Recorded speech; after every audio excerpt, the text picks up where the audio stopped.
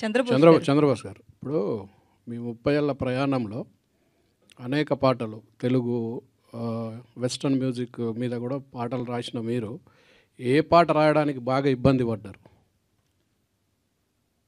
కష్టపడిందా ఎక్కువ? ఇబ్బంది కష్టం. ఏ పాట బాగా కష్టం అనిపించింది రాయడానికి?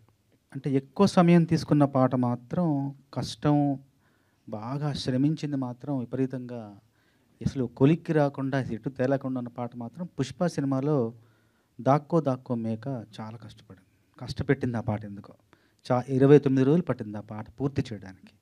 రోజు రోజు రోజు రోజు రాస్తూనే ఉంటే చివరికి వచ్చేసరికి 28 రోజు ఆ సమస్య చిక్కుముడి విడిపోయింది.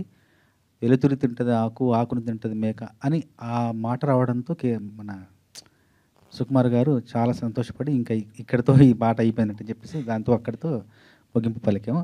29 రోజులు పట్టింది ఆ పాట నాకు. చంద్రబోస్ గారు, అయితే ఫిల్మ్ ఇండస్ట్రీలో ఇప్పుడు తెలుగుకు సంబంధించి తెలంగాణ యాసలో వచ్చిన, ఆంధ్ర యాసలో వచ్చిన లాంగ్వేజ్ ఈజ్ లాంగ్వేజ్.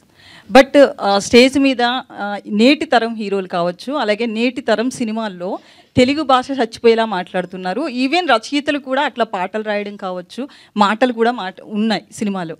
సో దీని మీద మీ ఒపీనియన్ ఏంటి సార్? భాషను అందరూ గౌరవించాలండి. ఎందుకంటే మనం భాషా ప్రాతిపదికంగానే సినిమాలు తీస్తున్నాం కాబట్టి భాషను గౌరవించాలి, భాషను ప్రేమించాలి, భాషను రక్షించాలి, భాషను పరిరక్షించాలి. అప్పుడే సినిమా బతుకుంటుంది, తెలుగు సినిమా బతుకుంటుంది. అయితే మీరు తెలంగాణకి చెందినవారు. సో ఆంధ్ర యాసలో పాట రాసేటప్పుడు ఎట్లా అనిపిస్తుంది, తెలంగాణ యాసలో రాస్తున్నప్పుడు ఏది నచ్చుతుంది, అసలు ఏంటి మీ?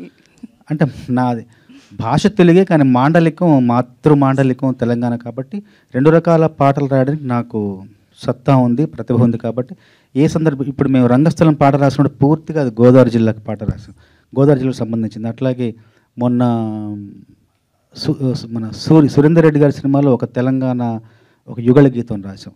ఏది రాసినా కూడా హాయిగా రాస్తూ పోతుంటాం. బాణికి సంబంధించిన వరకు బాణి ఇచ్చిన పరిమితిలో ఆ పరిధిలో రాస్తూ పోతుంటాను. నాకు రెండిట్లోనూ అందవేసిన చెయ్యి అని నేను భావిస్తుంటాను.